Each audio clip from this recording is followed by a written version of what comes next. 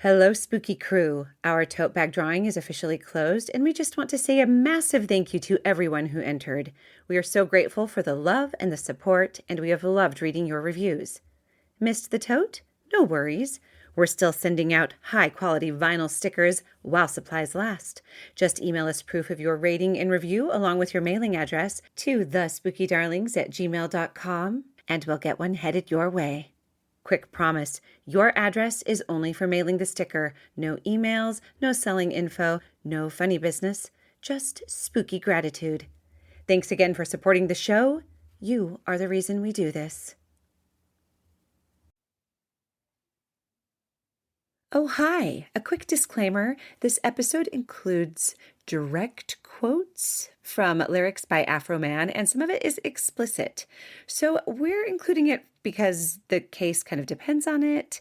The lyrics are actually important to what we're reporting, but we wanted to give you a heads up, and listener discretion is advised, especially if you've got little ones nearby or if you are just not in the mood for bold lyrical choices. All right, you've been warned. Let's proceed. You're listening to the Spooky Darlings, where sometimes the three sisters like to get high. I'm Hayley. I'm Emily. I'm Nettie. And you might be wondering, sis, these girls haven't talked about drugs before, really? What the heck? Well, Emily? Okay, so I feel like the luckiest... I was like, oh, what are you talking about? No, I feel like the luckiest sister in the world because I've been like living and breathing the Afroman case this week. And when I asked you guys if you'd heard about it, both of you said no. And both of you agreed to abstinence from Afroman for the week. So I get to tell you all freshly. I know you both kind of got a spoiler about the outcome of the trial, but I get to tell you everything. Yes. Like, against my will. I know. It was hard to avoid. It was really hard to avoid. But, so, Joseph Edgar Foreman is the man who is known as Afroman. He was born July 28th, 1974. He grew up mostly around California, moved around a little bit. The first song that he ever composed was in middle school, and it was a song called Harry Carey, and it was a diss track about another girl in his school who bullied other kids for how they looked. So his response was to write a diss track about the bully. And everybody loved it. Heck yeah. So he started doing mixtapes and selling songs, selling the mixtapes of his own homemade music to classmates. He said he made a tape about his 8th grade teacher who got him kicked out of school for having sagging pants. So, because that was a big deal back then. So he wrote a song about it, and it sold 400 copies, which is like really good for middle school, like tapes that you're selling one by one, Mm-hmm. Can you imagine? And are these like actual cassette tapes? When you say like, so he sold 400 tapes? Oh my gosh, that's huge to a middle schooler. Like how much each? $5 each? That's a lot of money. I mean, he was selling, even teachers were apparently buying it. Like everybody thought it was funny, and even teachers were buying this diss track about his teacher. So he was like, even though... They're like, this kid's going somewhere. Yeah, so even though he wasn't at school, he said, in a way I was there. All these people would come by my house just to give me comments about how cool they thought the song was. So he was suspended, and everybody there was talking about his diss track. So he played in his church band. Wow. He ended up dropping out of high school in 1991.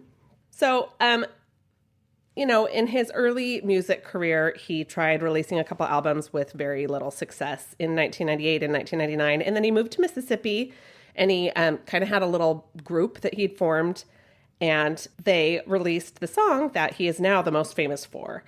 Up until this past week, it was what he was the most famous for, called Because I Got High, and that was released in the year 2000.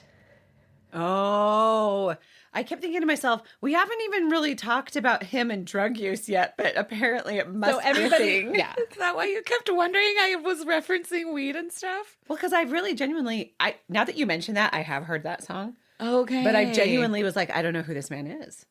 Oh, so, okay. It's the song. So it's the song that's like, I was gonna something or something, but then I got high. I was gonna then I got high. So that's the thing. Yes. Now that you mention it, it's just kind of I totally know it. It's just kind of catchy little tune, catchy little song. Talks about all of the ways that basically getting high is kind of ruining his life, but he loves it and does it anyway. Anyway, Afroman likes his weed, as evidenced by that song and other song titles such as 420, Sell Your Dope, Who Wanna Smoke, and several others. Mm-hmm. He's consistent. He is consistent. He's consistent. He was nominated for a Grammy for that Because I Got High song the year after it was released. Most of the release, initially was on Napster. It was back in that time where music was largely being shared through Napster. So that was his main and kind of only hit. He later said that 9/11, that was in the year 2001, right? He said that 9/11 was probably responsible for his kind of fizzled career after that initial hit song. He thought that, because of the serious nature of that event, people didn't really want to hear weed songs anymore. That kind of seems like, passing maybe he just was a one-hit wonder. Maybe 9/11 didn't have anything to do with it, but yeah. Hey, the terrorists took a lot from a lot of people. You're right. Yeah. You're right about that. And I can see 9/11 was an inside job, so it's sort of like how now we can blame a lot on COVID because it really did. It changed the landscape of our culture. So you might think, well, if COVID hadn't happened, even if it has nothing to do with the actual illness, just like this shift in culture, I bet it was the same thing. You're right. And for 9/11, you know what I mean? If you're trying to get Afroman to think he likes you better, if he listens to this episode, it's probably working. Yes, because you're taking his side. So he kind of stayed mostly under the radar for several years. He played a lot of live music, and he didn't play very much music other than that. He's prolific. He's released a lot, and a lot of it's been on YouTube. But that was the main. He'd go to perform with some other known names, and he'd get up and only sing that one song that he was pretty famous for. So this was kind of his gig. Yeah. And then in 2015, he kind of made it into the news a little bit because he was up on stage playing guitar, and somehow a female fan, there had been somebody that was heckling him during this performance, and somehow a female fan got past security and got on stage. And you can see this video of him just playing the guitar, and he can't see, and suddenly she's dancing and starts to back up into him with her butt, and he doesn't realize she's there until he feels her, and without looking, he just wheels around and punches her. Oh my gosh. So he was charged with assault, and he, apologized and took anger management classes. It was kind of one of those things where, of course, you shouldn't punch a lady. And of course, it was probably horrific for her. She probably didn't realize that she was invading his space. But I also kind of understand his reaction, Yeah. Oh, yes. So. Yeah. Being startled. Yeah. Yeah. So that was the main kind of thing that put him a little bit in the news from that initial fame up until 2022. So in the year 2022, he's living in Ohio. He's been living there for a while. Apparently at his home, there had been a couple of break-ins, and he'd reported them to the police, and the police weren't really doing very much about it. And he'd made police reports and kept trying to call and check on the status. But he was told that he would be arrested if he kept bothering them about it. Literally, you're going to be arrested for calling the police? Because people are breaking the law on my property? So he was told they didn't have time to provide him with updates, and oh my gosh, and basically was threatened with arrest if he kept calling. That's which is pretty rude, So he doesn't have. It's ridiculous, based on this, he doesn't have a great relationship with the police department. Quick question, Emily. Yeah.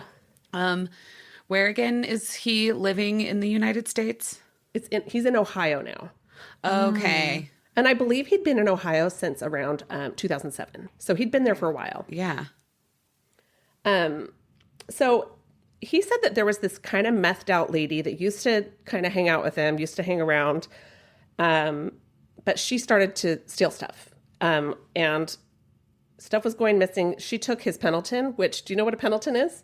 A Pendleton shirt or a Pendleton sweater? Yeah. He calls his flannels a Pendleton. I don't know if that was the actual brand. When I read it, I thought it was a blanket, but then he clarified that it was a No, yeah, it's flannel. because the Beach Boys made them famous. They called them Pendletons and wore like the Pendleton button-ups. Oh, Okay, nice. that's just so interesting because we grew up so close to Pendleton and like, going to the woolen mills, and I just only knew about their blankets. I wish I'd had a Pendleton flannel. Oh, Anyway, yeah. I thought that was interesting. Yeah. So she apparently stole his Pendleton, and he was like, okay, you can't keep coming around. And somehow events unfolded. She ended up giving a tip to the police or somehow becoming a confidential informant. And whether it was out of revenge or to get herself out of some kind of arrest situation that she was in, that is unclear. But this lady is supposedly the one that tipped off the police and said that there was some kind of kidnapping or human trafficking and narcotics ring going on at Afroman's house. What? What a So brat. without checking with him or anything, they get a judge to sign a warrant, and the police are like, let's go. So August 2022, the police officers conduct a raid at his residence, at Afroman's residence. So he, at this time of the raid, was not at home. He was in Chicago playing a show. But his neighbors called, and they were like, the police are all over your property. Gosh. So he gets on his security cameras. He has security cameras in his home. He gets on his security cameras, and he can see them. They're like crawling all over his house. They didn't knock. They didn't try to open the door. They kicked down the door. Was it like a ring where he could talk to them through the cameras? It Sounds was like- interior. The footage that I saw, there was exterior and interior footage, but I don't know that it was a ring. There didn't seem to be an attempt to. Sounds like it's a security system. It was a video camera security system. Is that what you asked? Yeah. I just was saying it sounds like it's a security system rather than like just like a ring door. Oh, Yeah. yeah. I just wondered if it was one of the kinds that you could communicate through. That's all. Like if you could be like, hey, what are you guys doing? What? 'Cause- There wasn't any conversation. Okay. Like over the cameras, there wasn't any conversation. So you can see them ransacking all of this stuff. At one point, one of the officers named Randy Walters, you can see him walking in, and he has like a riot shield, and he flips off the video camera. He looks right at it and flips it off. And Okay. So obviously these cops have something against him personally, rather not just calling up and being like, hey, people are breaking into my house. right. So he just kind of watches helplessly as the police like go through everything. He has security cameras in a lot of the rooms of his house too. So they see him go up to his closet where he has all of his custom suits, and he has tons of these custom suits that are all these really wild prints. Like, I did see in the So you TikToks that probably I saw- scrolled past, I saw pictures The of him American like in flag an American one. flag suit. And well, so that's what he wore to court, which I'll get to in a minute. But he had one particular one that the police pulled out that was an LA Lakers print. But you look at his closet, and it's just like hundreds of custom suits that are all different wild prints. And some of them are funny and some of them are fun, but they apparently found some cash in the pocket of one of his LA Lakers suits, which he said that he got from a gig that he played and kind of forgot it was in there. It had probably been in there for a while. But the police, that you can see on their body camera footage. So there was a combination in this whole thing of both body camera footage from the police that was obtained and then also the security footage from his own home. So they pull out around $5,000. And I think somewhere else in the house, they found some additional money. So it didn't total $5,000 in that first, but what they got all together Like what totaled they $5,000. confiscated? And that's what they wrote on the evidence bag that they took and confiscated. okay. And he watches as they go through like room to room. They're opening up all of his CDs, all of his CD cases. Oh my gosh. Like baseboards are broken off. Go ahead, Nettie. Go ahead, Haley. So they're like needlessly ransacking his house. What is he going to be keeping in these CD cases? I remember CD cases. They're tiny. very thin. More cash. So they're just like causing a mess. Exactly. So, I don't know if they thought maybe he would be keeping drugs or money or kidnapping victims. Can't put a human in that teeny tiny CD case. Maybe they were looking for CD-ROMs with photos or something if they thought he was a human trafficker with Maybe. Yeah. So at one point, he had 2 safes in his house, and the police they wanted to get into the safes. They were kind of threatening to break into the safes. And I think that he had gotten on a phone call with the police at one point. He got the mother of his children over to the house, and they were concerned that if the police did break into the safes themselves, like by force, that they would somehow plant something in there that would be incriminating. So he was I'm just rightly so.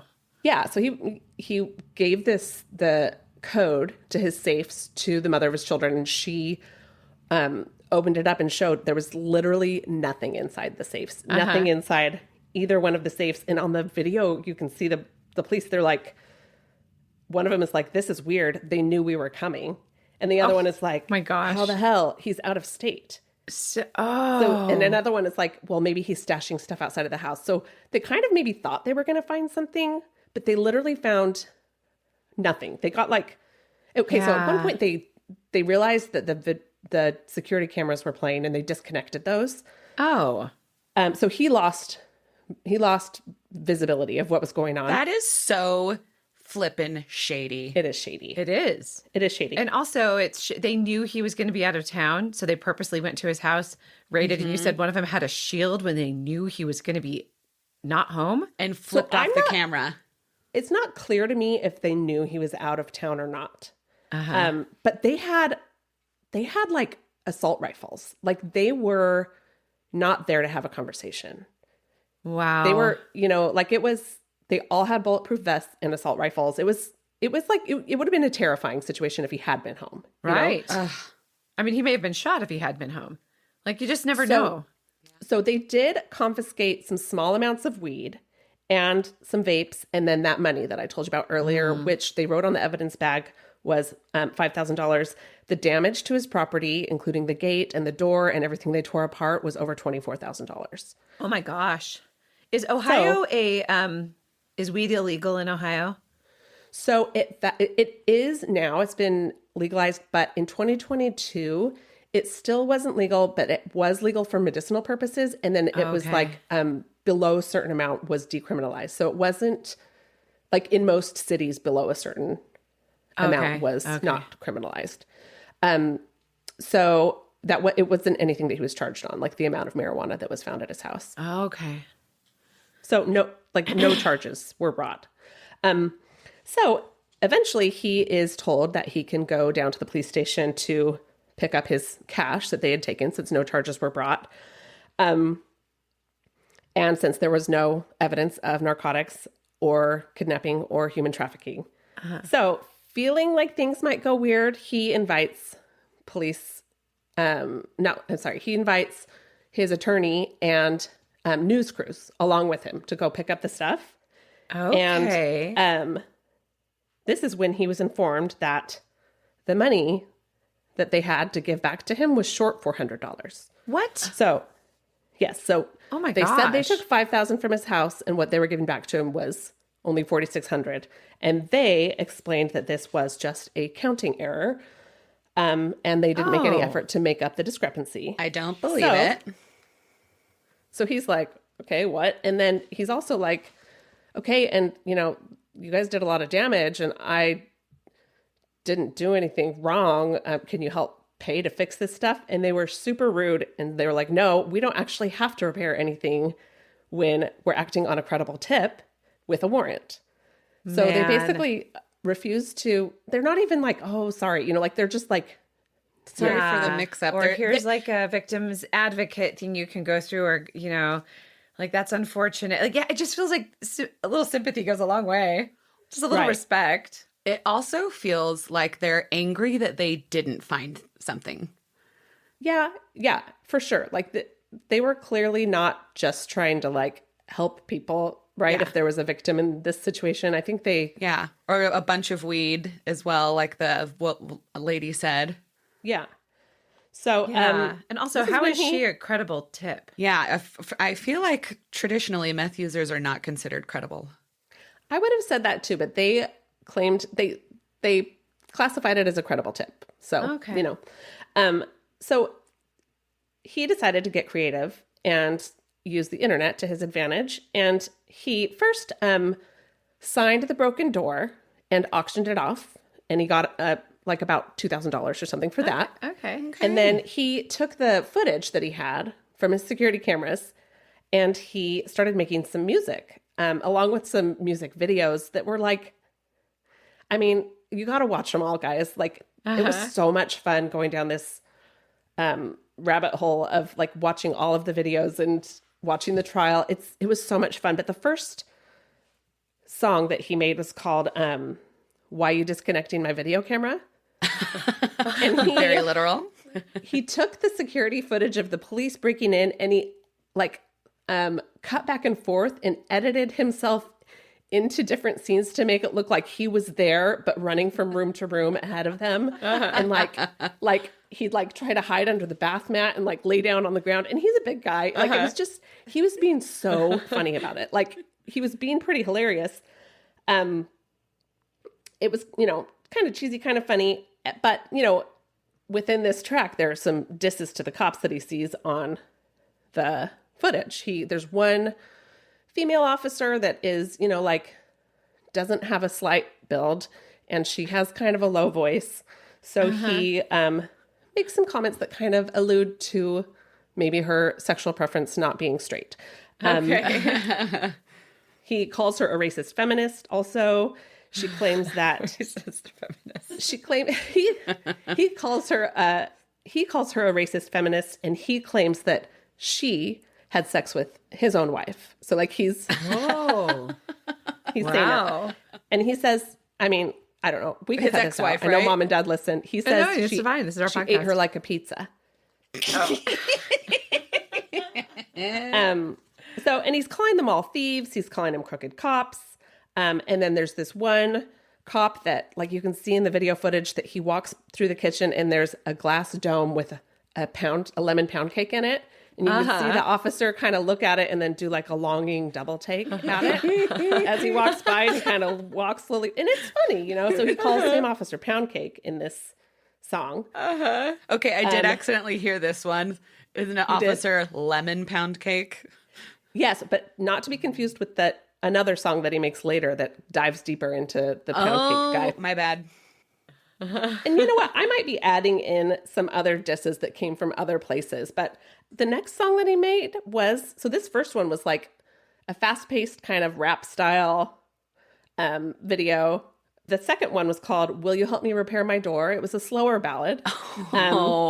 Showing the footage and, you know, saying like, the song says, why does the warrant say narcotics? Well, I know why narcotics, but why kidnapping? You know, like, it's just kind of funny. He's like kind of poking fun at himself, you know, like, because he likes to smoke. He's like, why narcotics? Okay, I actually can see why you would do that. But kidnapping?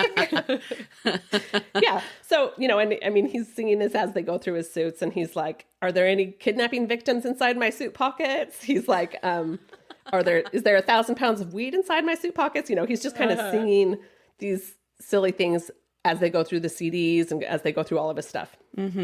So Lemon Pound Cake was the next one that was released. And this was probably the one that got the most traction online. It's a super cheesy song set to the tune of Under the Boardwalk.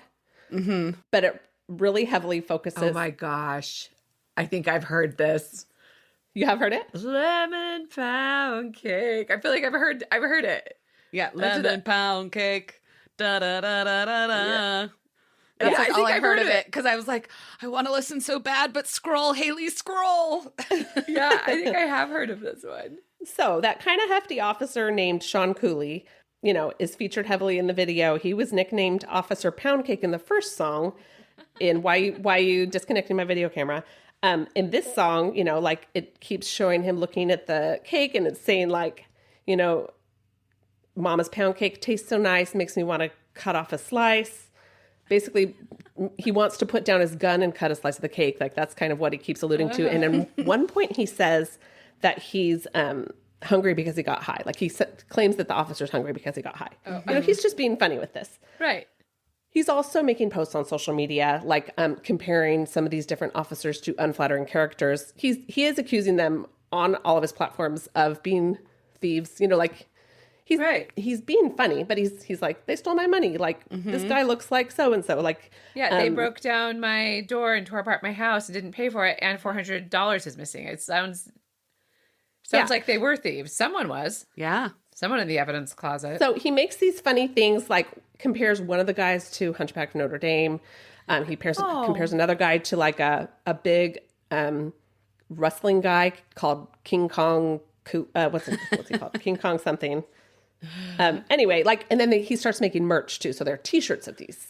Oh my gosh! T-shirts of these side by sides. I want to see these T-shirts. I might need one. I do too, and I think so. As much as he did not stop with his artistic content on YouTube, I think he did stop with the merch, and I bet it was for legal reasons. I don't know exactly what happened with that, but I could not find it online. Otherwise, I would be wearing one of those T-shirts right now. I bet you someone else has taken up his cause. I bet we could find it. But it sounds like you actually searched, so maybe not. I tried. I mean, maybe they still are around.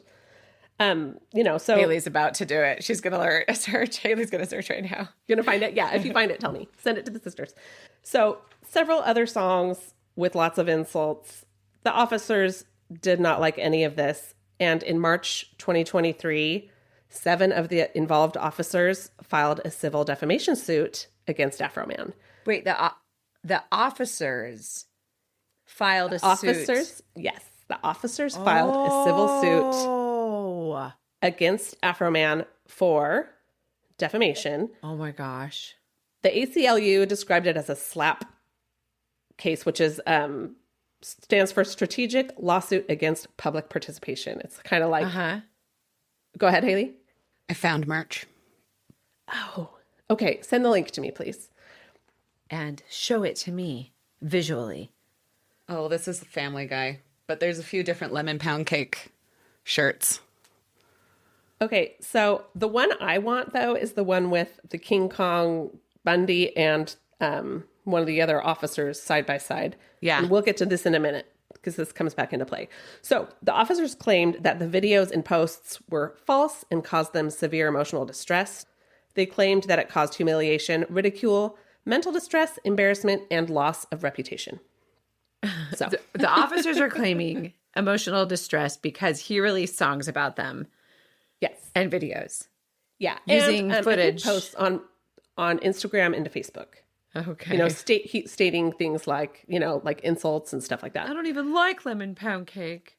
So this case starts to, it was filed in 2023 and it didn't actually go to trial until this past week, right? So that was a long time in between. Immediately after that case was filed, Afroman filed a countersuit for damages that was dismissed without even having a hearing.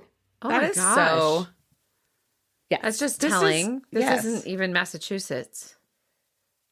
Wait. What would... Oh, wait. That's where Why would it be... corrupt cops and the Karen Reed trial. Karen Reed trial. Lots of corrupt police in Massachusetts. I was like, are you making a witch trial reference? I know, me too. Yes, also that, and any opportunity I have to pronounce Massachusetts correctly, I'm going to take. Oh. And so I'm like, this is an opportunity. Okay. Anyways, so I digress. I can cut that out. So also, 2023 was a big year for Afroman, and this is not very much related to the story that I'm telling you today, but I could not go on without telling you that in 2023, Afroman tried a run for president as a Republican. And spoiler alert, he did not win. What? I was about to say, how? If I'd known... I know. If I'd known, I would have voted. His key campaign issues as a Republican? As a Republican. Oh my gosh, okay. When you hear him talk about it, though, it's clear that his ideology is not the same as the Republican ideology that you and I are like hearing all the time, you know? So, but he ran on inflation, housing market, corruption of law enforcement, and legalizing marijuana. Those were his key talking points. Right on. He didn't make it very far. Got it. Dang it. But then we could have had so much fun. Right. Well, so not stepping totally out of politics, in 2024, he released a parody song to the tune of his own song, Because I Got High, called Hunter Got High, poking fun at Hunter Biden and the laptop scandal. Oh my gosh. And he was hoping that he would be invited to sing at Trump rallies, but he was not. Oh, shoot. Aww. Well, So during this that was a time, missed opportunity. Donnie, you missed. Yeah. He's still continuing to post and release stuff like songs about the ordeal and trolling the officers online. So he's like really not backing down, even though like the officers have a case against him. And their feelings are hurt. Yes, for sure. Yeah, I don't think he cares. No, but they care. I think he's mad about the damage and the $400 and I'm the on Afroman's $20,000 side. Yeah, me too. So even like, I think it was just like a couple days before the trial, he did a whole song to the tune of the Battle Hymn of the Republic that was like talking all about how like the stuff that the police did, and he's like, Afroman is gonna screw ya, or something like that. He just like does this, like he's up until the date of the trial. Like, and he also released one about the female cop that was specifically about her. The title was called Lick 'em Low, Lisa, and it was all about, basically like he knew she was super offended by him hinting that she liked women, and he like leaned hard into that and made a whole song about it. He's like, oh, it hurt your feelings. I'm going to make it worse. I wish he'd leave Lisa alone. I don't know anything about her, but I wish they all would have left him alone. Yes. Like I know, like some of them I'm kind of like, oh, I don't know, that was kind of a low blow, but I don't, he's not a perfect hero, but he's still the hero in this story, Yes. Okay. Team Afroman. Well, so on Monday, March 16th, 2026, so that's just this past week, oh my gosh, the trial began. Oh, okay. This was in Adams County, Ohio. Afroman shows up wearing a very loud American flag print suit, an American flag print tie, printed American flag sunglasses. He's got gold jewelry. He's got an immaculate French tip manicure. Oh, he's fancy. I can't wait to see this. Yes. The opening statements, basically the attorney for the sheriffs claimed that Afroman knowingly made false and defamatory statements about his clients and that there was actual malice in this. Actual malice means that he knew his statements were false and he made them anyway. And it's kind of funny because this very straight-laced, conservative-looking, white, old lawyer man is up there talking to the jury and quoting with a straight face these very crude lines from some of Afroman's songs. Okay. But that's Afroman's lawyer or that's the prosecution? This was the plaintiff's lawyer. So the lawyer for the group of sheriffs that raided his home. Okay. I mean, yeah, the sheriffs and police officers.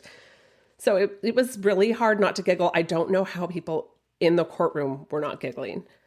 They were probably told, if you giggle, you'll be kicked out of court. So no laughing. But so he states that his clients are seeking 7 figures in damages. Oh my God. That's $1 million. Are you serious? That's over $1 million. Yeah, 7 figures is at least $1 million, right? So Afroman's attorney, his opening statement for the defense team states that this case is basically about freedom of speech, freedom of expression, the right to criticize public officials. And he said that Afroman's content was rhetorical exaggeration.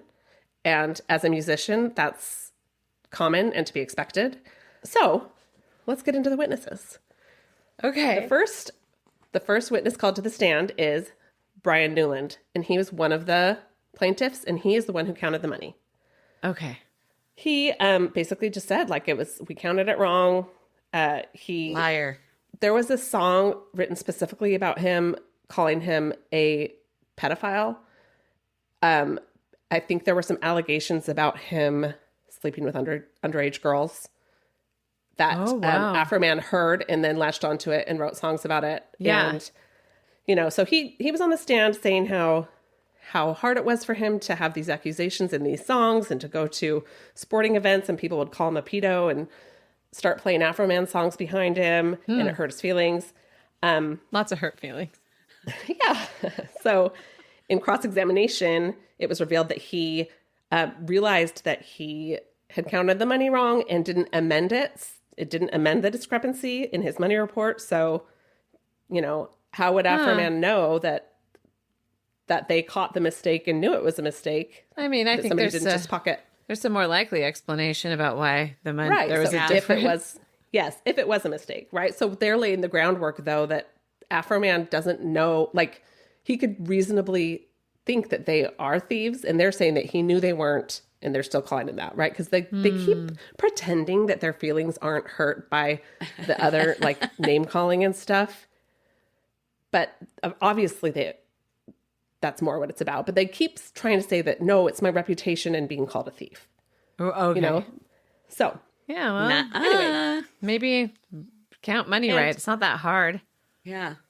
So he had also been accused and like had some sort of, I don't know if it was disciplinary, I don't know if it was proven, but he had been accused of stealing money at traffic stops. This guy had. So accusation of being a dirty cop was not new to this case for him. Yeah. So this is kind of, the defense is crushing it so far. So I feel like something like counting money in a crime scene has to be done with so much care, and it feels like something that should be double or triple checked. Like, I counted 5,000. Will you now count on camera with our body cam count, like showing this? You also got 5,000. I mean, did he just count off of body cam? We don't have body cam of this guy counting. You'd be able to see. We do, and there is a witness that comes in and talks about that too. Okay. Okay, so the second witness is Deputy Sheriff Lisa Phillips. And she's the one that Afroman wrote some songs about, teasing about her sexual orientation. She's a woman who is married to a man, and she has children, just to put that out there to be clear. But she sobbed on the stand. She was crying so hard. She's the one who disconnected the video camera. Oh. Well, she probably shouldn't have done that. Probably should leave people's security systems alone if you don't care about accountability. If they're not doing anything illegal, why do they need to discount the or disconnect the camera? Sorry, y'all did this to yourselves. I agree. I do think Afroman was punching low, going after her looks and her build. Punching low like licking low? And her very low voice. Yes, Hayley. Similar. So, you know, as I stated earlier, he had called her Lick 'em Low Lisa and a racist feminist in the song Why You Disconnected My Video Camera. They also repeatedly played the song, each of these songs on camera, and it almost felt like... Oh, during the trial? Yes, during the trial they're playing these. Oh, I desperately want to be on that jury. Oh my gosh, you guys, and they would take the posts that they were supposedly offended by and have them read them out loud. It reminded me of Jimmy Kimmel, like where the celebrities read mean tweets about themselves. Right, where you just can't help but laugh. Yes, it was so good. So oh my gosh. They replayed it, and then they would play it. They were trying to demonstrate that Afroman had like put it on all these different platforms and all these different sets of viewers, because some of these got, like, Lemon Pound Cake got 3 million views. Like, some of these got a lot of views, but they would play the whole song from multiple platforms, and then he had remixes sometimes, so they would play those, and it was a lot, guys. It was hilarious. Yes. And there's one more version I found. We should probably listen to that from start to finish. Oh my gosh. So the plaintiff's attorney was like reading the line. And I don't know if we want to keep this in, so you guys decide. No, this is what it's about. He was like, Lieutenant Lick 'em Low Lisa ate my ex-wife just like pizza. Is that what you understand that line to say? This old man is saying that to her. Oh, no. She's like crying. She's sobbing. Oh. And they keep playing as she sobs. Oh, no. There was a guitarist in the music video. It looked like he had a really nice guitar. But they mixed in like real footage from the raid and from other public events of her with like paid actors that they had come in that kind of resembled some of the people. So, I mean, they were making it look pretty graphic, you know? Sometimes you just got to lean into a joke and then everyone will leave you alone. Well, so then in the remix, Afroman records, and he's actually recording this part in his attorney's office where some of the depositions took place. And he has the actor version of Lisa sitting there, and he comes over and gives her like a side hug and pretends to like comfort her. Oh my gosh. In this remix. And it looks like the courtroom photographer like panned over to Afroman where he's like sitting there listening to his music play, and he's like low-key bebopping. Like he's like bobbing his head. He's like, I love my music. Oh my gosh, I cannot wait to go look all these up. Yes. You're done. Okay, so then the next witness, like I think that the plaintiffs thought that they would be more sympathetic witnesses. I thought they pretty much thought they had this in the bag. And like each of them was less likable than the one before. Like it was bad. So the next was Justin Cooley, and he's the son of Pound Cake.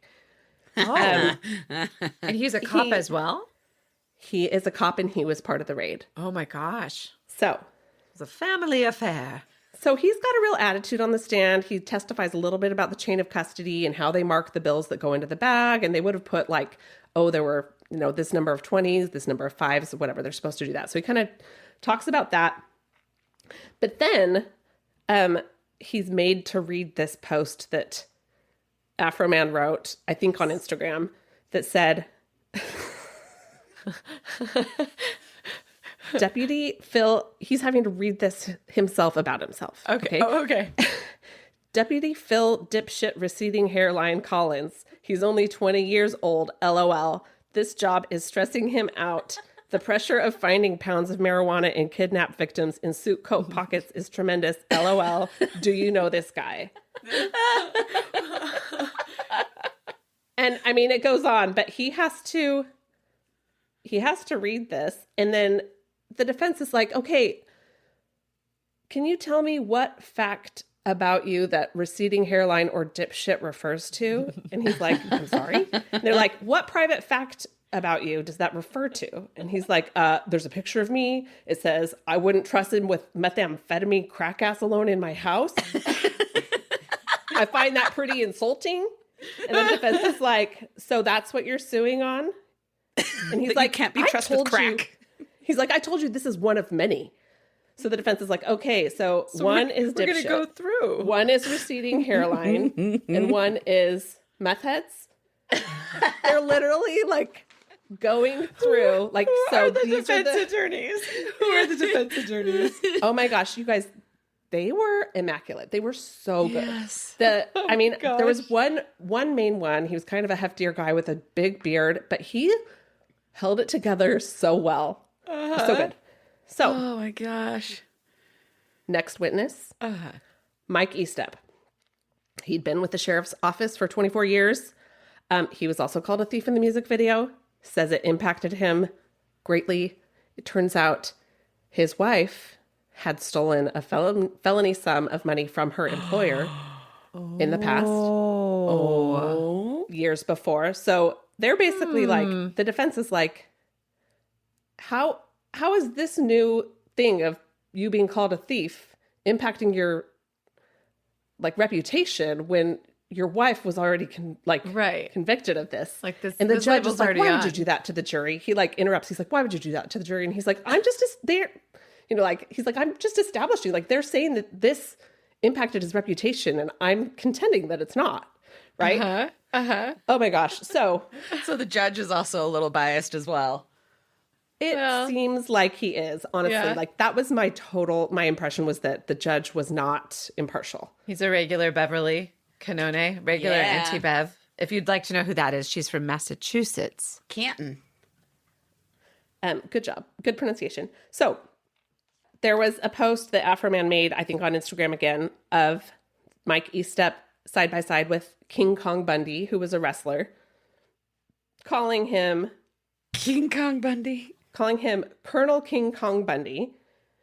And there was apparently a t-shirt made of this. Guys, I've got to show you this. Send a picture really quick. Did you get it? Yes. Okay, hold on. Oh my gosh. So he posts this side by side, and he's, Oh my gosh, that's hilarious. He's a hefty red-faced. Is that an example of a deplorable doppelganger? So apparently, yes. This was made into a t-shirt. And I would wear it. I would wear it all around that town. I bet you all the teens did. The defense asks about a time when apparently he was like, a friend of yours wore this to a party, right? And he's like, it wasn't a friend. It was someone who wore it to the fire department Christmas party for the fire department I work for. I'm not quoting this exactly. I'm kind of paraphrasing. Yeah. So the defense was like, they thought it was a joke, right? He was like, it's reasonable to assume they thought it was a joke, right? And the guy was like, I hope. I mean, it's not a good joke. Like that. Like he's They're so hurt. They're so butthurt. Oh, very clearly hurt. That's and going the to caption, turn into like a GIF or GIF. Yeah. Well, it probably meme. already was. But the caption joke. next to this photo that Afroman wrote was, and they made this guy read it. Okay. Oh my gosh. The defense makes him read it. It says, good morning, ladies. This guy was easy. Introducing Colonel King Kong Bundy, LOL. Let me know if you have a nickname better than mine. What you got? So again, you guys, the best, like one of the best parts of this is the defense making them all read their own insults. And I But hope then they it's keep hitting denying that that's what they're suing over. They're like, no, Yeah. it's because he said I was a thief. Oh my gosh. Whatever. I hope So, it what hits were you saying? home. Oh, I just hope it hits home how ridiculous they all are for moving forward with this. Oh my gosh. Yes. Well, and the funniest thing is that if it was embarrassing, you know, they could have like apologized. They could have like helped make reparations instead of Yeah. suing. But the suing definitely brought a lot more attention to yes. all of this. So I just think next, that they thought they were going to get an easy payout. If they were looking Agreed. for 7 figures. yeah. I mean, maybe they thought he'd settle and that it would shut him up. Maybe. Yeah, maybe. So next is Sheriff Deputy Sean Grooms. And in his testimony, the defense asked if he has ever been called a thief or disciplined for the raid on Afroman's house. And he's like, is it true that Mr. Foreman, who is Afroman, called you a hunchback and specifically compared you to Quasimodo, the Disney hero from Hunchback of Notre Dame? And he's like, I've never watched it. And he's like, well, nobody would really think you're Quasimodo, correct? So they're like he's trying to show like, he calls you a thief. Nobody really thinks you're a thief. He calls you Quasimodo. Nobody really thinks you're Quasimodo. Oh, smart. Smarty smart. Smart line of defense to take. He also claims that the distress of this whole ordeal led to his divorce. Is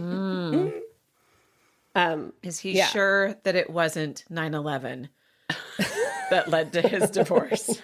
It could have been. But actually, the divorce happened like after the raid, after the videos came out. But I'm going to get to this later because they call the wife, the defense calls his ex-wife as a witness to the stand. And it's great.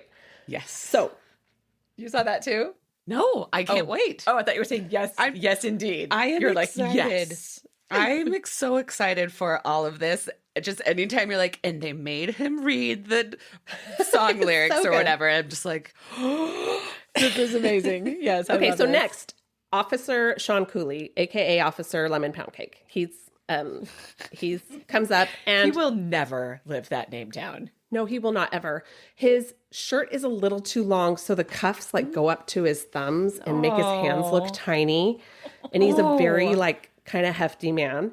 So he's also quite experienced in law enforcement. The plaintiff's attorney asks him about his negative experiences after the songs came out, how it impacted his family, etc. He said that now every time he goes in for a call, people call him a thief. That they've received death threats. He said they got hundreds of nonsensical dispatch calls that were all from ghost numbers Oh my gosh. or numbers that were blocked. So there was no way to investigate it. The defense gets up and he's like, can you tell me about the time that you were all the way over in Eastern Ohio and some of the other cops recognized you and called you lemon pound cake? And then he mentions the lemon pound cake song. And this guy's like, I don't even know where he thought of that. And then they play the lemon pound cake song out loud in the courtroom. And he's like, that's you, right? Like walking by that pound cake with the glasses on. And he's like, yeah. And then he's like, I guess he didn't like that Afroman alluded that he smoked weed and that was why he wanted the pound cake. Oh. He did not think that was funny. And he's also like, he's very put out because apparently people have been sending pound cakes to his place of work, and it's overwhelming for him, and it's humiliating. Yum. That sounds delicious. What a hardship.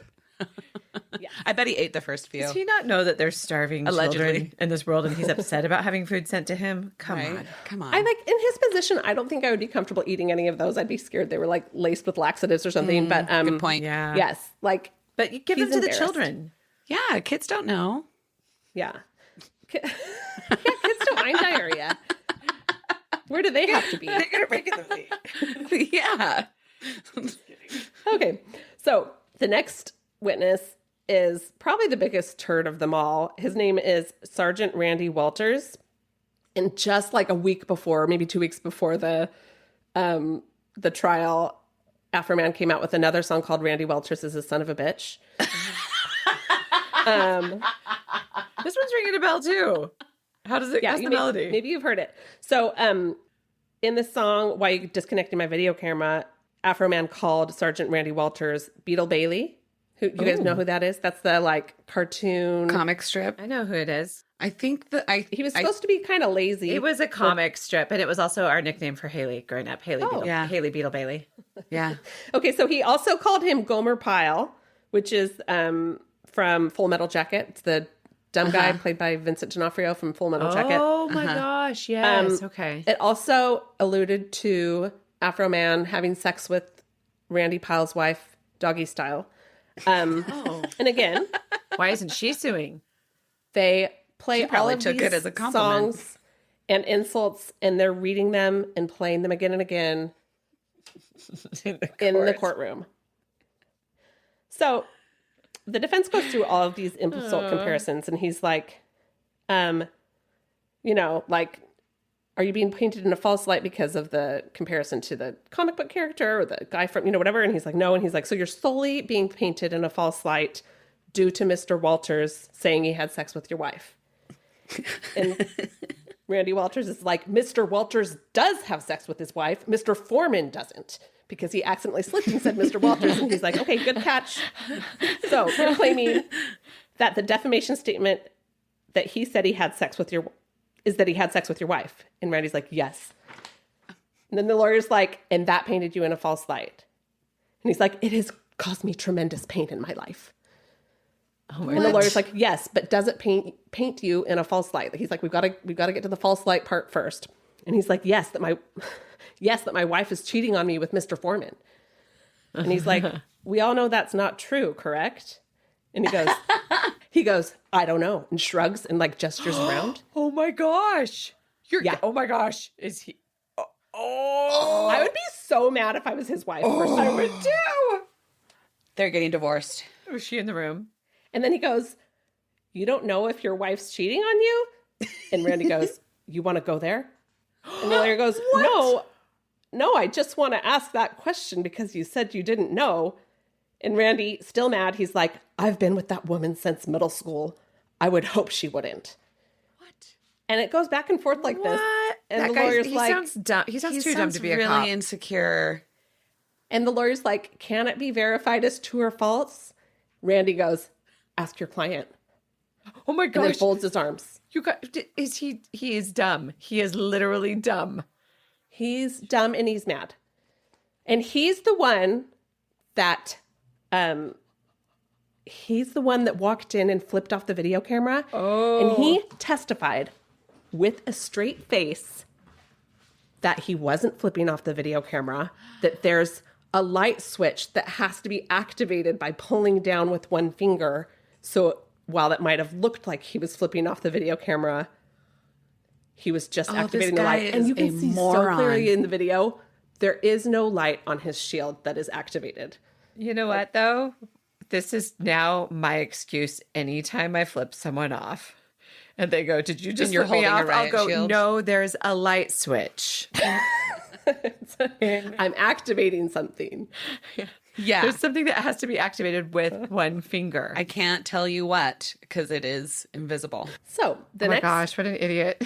Yeah, no, he was a big dummy. The next witness for the plaintiffs was the tech who came in to audit and figure out what money was missing and why it was missing. And he watched the body cam footage.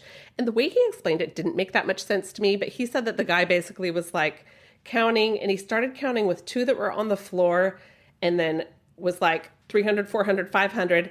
And then he was like, it was obvious that he got to 1,000 and made a pile of 1,000 and then didn't actually have 1,000. He had 600.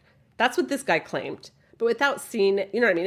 It was Oh, they're hard not to showing. understand.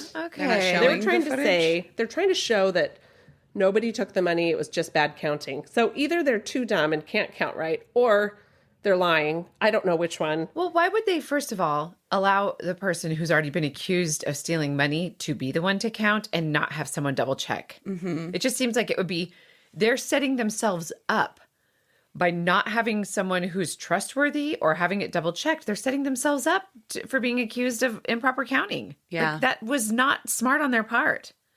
Yeah, I mean, I agree. I think that if you're looking at this all in the right way, and if you really do have, like public interest in mind, it protects everybody to have those systems in place and to have body cameras and to, you know what I mean? Like all these things, like to Yes. never be alone with somebody that Absolutely. could accuse you of ABC. Like it's to protect everybody, but these guys are just, wait till you speed watch the whole trial like I did.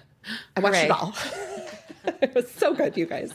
Okay, so the gosh. next person to take the stand, the plaintiffs call Afroman. Yes. He takes the stand. This is the part And- I want to watch. So he's asked by the plaintiff's attorney why he brought news crews and his attorney to pick up money from the raid. And he's like, so I could get out alive. Basically, I'm going to paraphrase some of this. I don't have the exact dialogue. And he keeps getting grilled about why he brought a lawyer with him. And they're is like, right. so your whole thing is that the amount of money that was in the bags was different from the amount written on the bags. And he's like, my whole thing is they never should have raided my house in the first place. Right. And he's like getting kind of fiery at this point. And it is amazing. It's so great. okay. He's like, if they never showed up, I wouldn't know who they are. Their faces wouldn't be in my videos. And now they're suing me for their mistake. And he's basically like, this whole thing is an outrage, you know? Yeah. They're trying to prove that he's only using rumors as the basis for the stuff that he said in his videos. And he's like, I know if they hadn't raided my house, we wouldn't be having this conversation. They never should have been in my house. He accuses them of being predators and the victim at the same time, which feels true. Yeah. Yeah. And then he's like, I got freedom of speech. After they run around my house with guns, kick down my door, I got the right to kick a can in my backyard, use my freedom of speech, turn my bad times into a good time. Yes, I do. He's like, and I think I'm a sport for doing so because I don't go to their house, kick down their doors, flip them off on their surveillance cameras, then try to play the victim and sue them. That whole thing was a quote, an exact quote. Nice. So you can tell that his testimony is not having the effect that the plaintiffs thought it would have. Uh-huh. Like, he doesn't seem like, He's not shook. He's Right. not shaken Yeah. by it. He's like, no. Don't And get he it just- twisted. what he's saying makes more sense than what the plaintiffs are saying. Right. So You tell me if my wife is cheating on me. I've been with her since middle school. And then some guy writes a music video 40 years later, and I don't know what's real. oh my gosh, I forgot to tell you, Randy Walters said that the reason they disconnected the video cameras wasn't so that they wouldn't see what they were doing from his video cameras. It was because they were going to take it as evidence to see if any illegal activity was recorded on those video cameras, and then they just forgot to take it. I don't believe That's that what for he's a saying. second. Huh? So I don't know how he thinks that's better because that demonstrates incompetence if they forget evidence. You know, Yeah. they lose evidence, they forget evidence, they miscount evidence. Like that does not make them look like more competent police. No, it doesn't. And it's just another blatant lie. They unplugged it because they didn't want him to see them. Yeah. You know, they didn't unplug it to take it No. with them. Agreed. So, and also, it's not like it was like a video camera where you could take it and like there's a tape inside or something. This was 2022. It was probably digital. To the cloud. Yeah. I mean, if Yeah. It's if clearly... Afroman was able to view it from his phone in Chicago, as it was happening, it's probably not something that they could just take for evidence. You know? It's not like a VHS. It's clearly an abuse of power. That's what happened here. And yeah, for sure. We gotta knock that down. The final witness and the only witness for the defense. So all of these witnesses up till now were called by the plaintiffs, and they did not help their case. Yeah. No, it does not sound like it. But the only witness that the defense calls is, oh my gosh, the ex-wife. Sean Groom's ex-wife, Rhonda Grooms. She is a teacher. She teaches. I couldn't tell if they were saying middle school or high school, but it's like that kind of age. Mm-hmm. She is a teacher. She also had a restraining order against her husband as they got a divorce and after they got a divorce. That's scary to have a restraining order against a cop because he's going to be backed up by his other cop friends. So that's telling right there. Very. They used her testimony as an example of how music is not taken as fact, and also that the music that Mr. Foreman or Afroman made did not negatively impact their lives. She said specifically that it did not lead to their divorce. Mm-hmm. They used the example of the song WAP and asked her Cardi B questions about it, like to show that it's not literal. And, this is all with a straight face. Hilarious. She also, she was the final witness. She clearly did not like her ex-husband. And,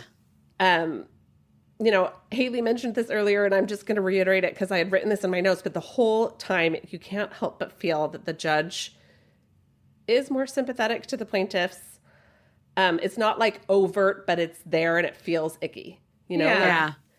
And commenters on YouTube, and I'm just saying this is, with that caveat, but commenters on YouTube, you know how you can see as you're watching, it, like people will comment live as the moment, but yes, YouTube commenters were claiming that the judge is allegedly in the pockets of the Adams County Sheriff's Department. Ugh. So, that's like it. Not something that I can attest to, but that's what the commenters were saying. They were saying that it's known that he is in the pockets. Right. Wow. So, this brings us to the closing arguments. The plaintiffs basically just reiterated that Afroman intentionally perpetuated lies, accusing theft, accusing sex with other people's wives, all the stuff about Lisa Phillips.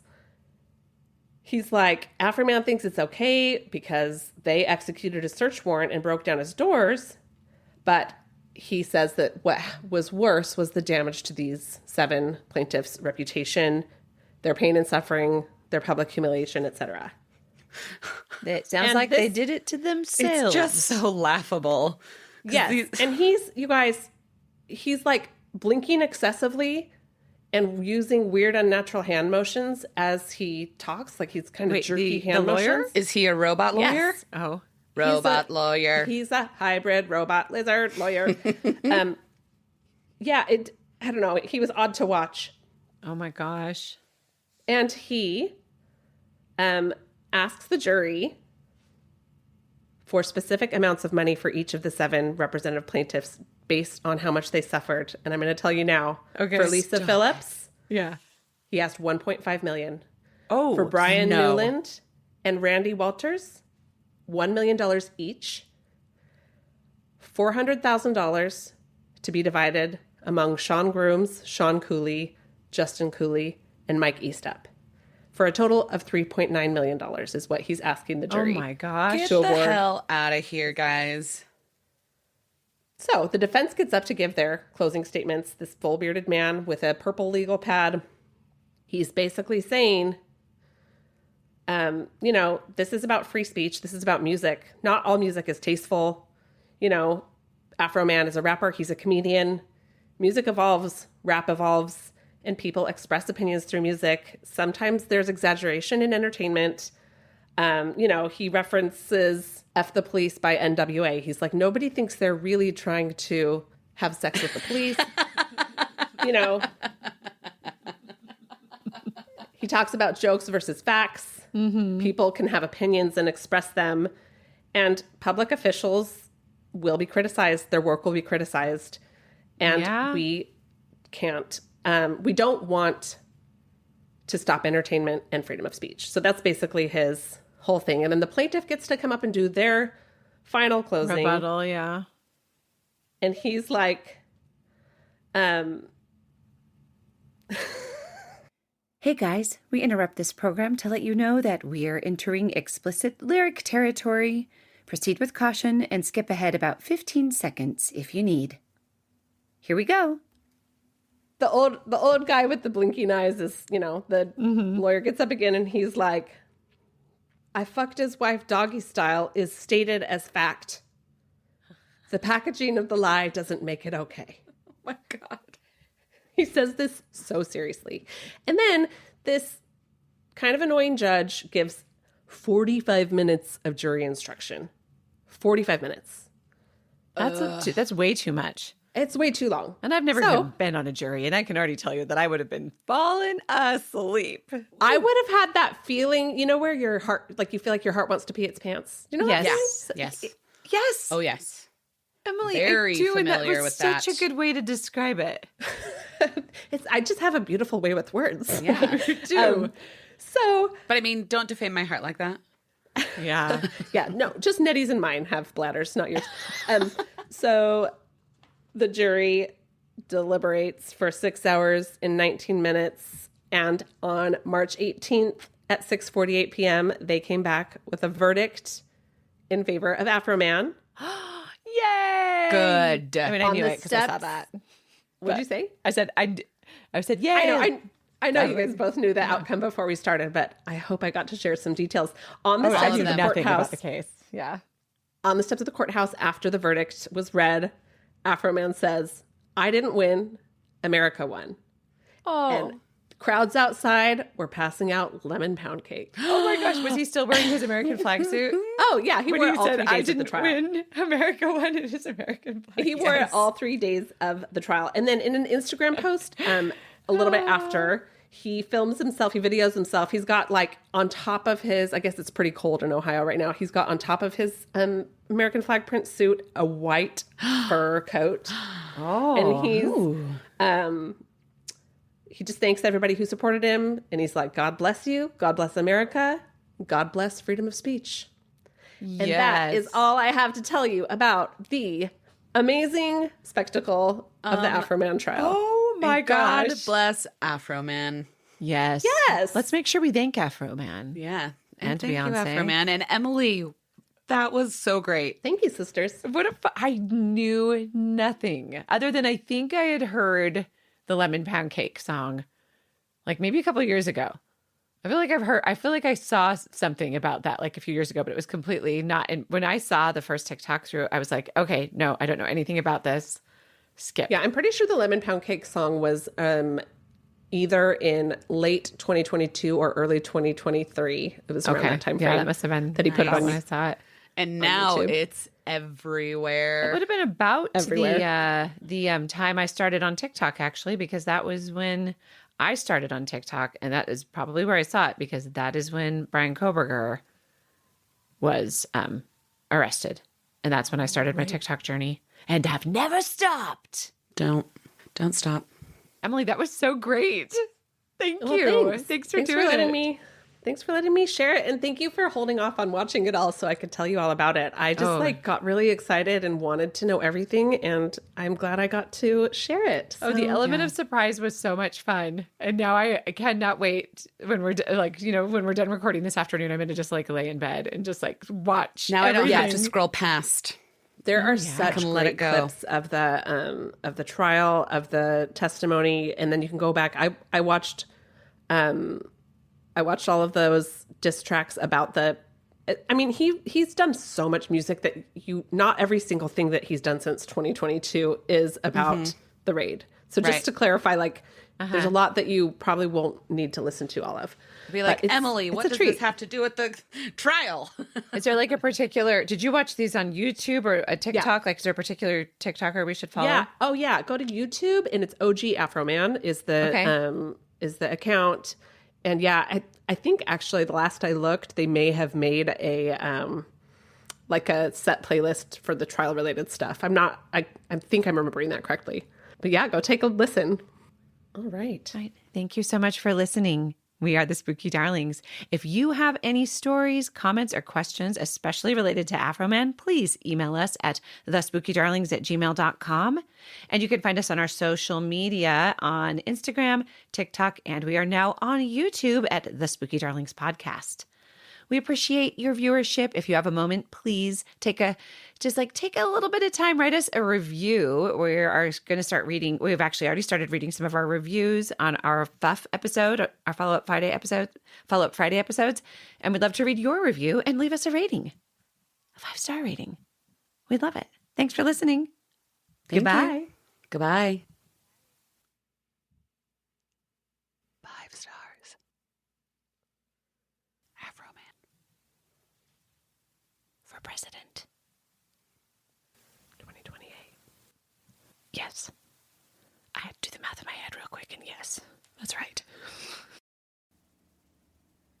Before we disappear into the shadows, don't forget, we're still sending out vinyl stickers. Leave us a rating and review and email us proof to thespookydarlings@gmail.com, along with your mailing address, and we'll send you some spooky snail mail while supplies last. And if your heart is still mourning that tote bag, may we gently tempt your way toward our merch store at thespookydarlings.printful.me. Treat yourself. You deserve it. Thanks for listening. And as always, stay spooky.